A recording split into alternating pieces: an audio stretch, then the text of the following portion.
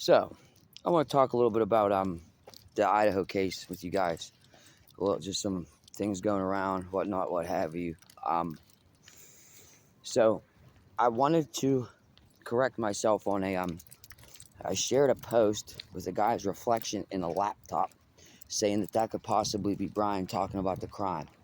That account has since uploaded another video, and it's talking about that they know that there's a connection between Kaylee Goncalves and Bryan, that she dated him when her and Jack were taking a break.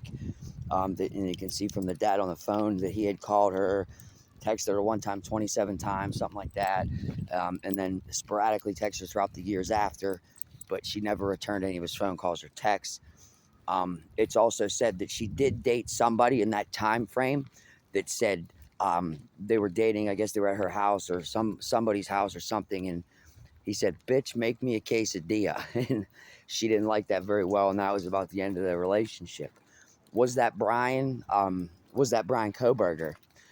It's been confirmed by ABC News and Steve Goncalves that he's saying that they don't initially know Bryan Kohberger or the name when it came out, but as the more time goes by, they're noticing connections to their daughter, whatever that means, but they're not ready to speak about it yet. So I'm not sure what that means. Also hearing that students are coming forward and talking, but again, they're going to be used for possible character witnesses to paint a picture of what type of person Bryan was. But just a snippet into that, they say that they did discuss the Idaho homicides in a class they were having. Bryan did not participate in the discussion, but he was present for it and stayed with that dumb blank stare on his face, and he really didn't make any comments to the discussion, is what's being said now. Or maybe he did. But like I said, a lot of those people are being held as character witnesses, so they can't say much. So we at least do know that fact of it. It's also, he went right back to class. I'm not sure if it was 24 hours after the murders or 48 hours after the murders, but within a day or two, he was back in class. So again, like, he didn't skip a beat. I mean, is there other murders? I'm not sure. So when a rumor that online, I wanted to squash that rumor about the laptop reflection guy thing. Still, that they are claiming to be somebody close to the family. They are claiming to have inside knowledge. Again, that Bryan was connected to Kaylee. And that I don't know the validity. I don't know who that account is. Also, seeing that's the target of Kaylee. Also, so I understand how people were chasing these online posts and things like that, thinking that they're the killer, whatnot, what have you. And I was doing it as well. At least I like to at least bring you guys everything I'm seeing and let you see it as well. But I don't like how all the fake stuff's coming out. So I went and looked up for an account.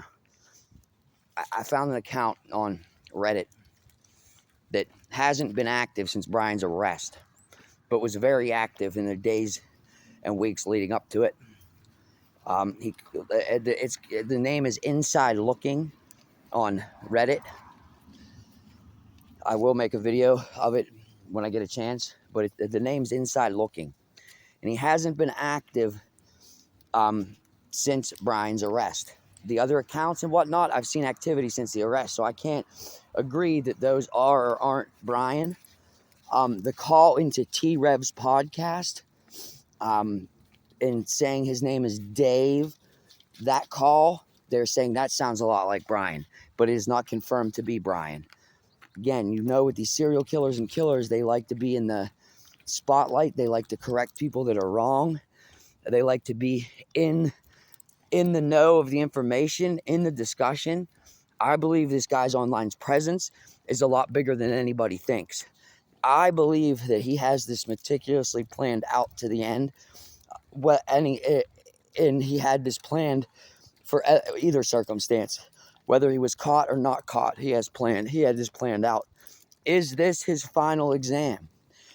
Did Bryan Kohberger work up to making this his final exam to see if, from all the stuff he's learned over the years, all the information he's gathered, could he commit a quadruple homicide and get away with it?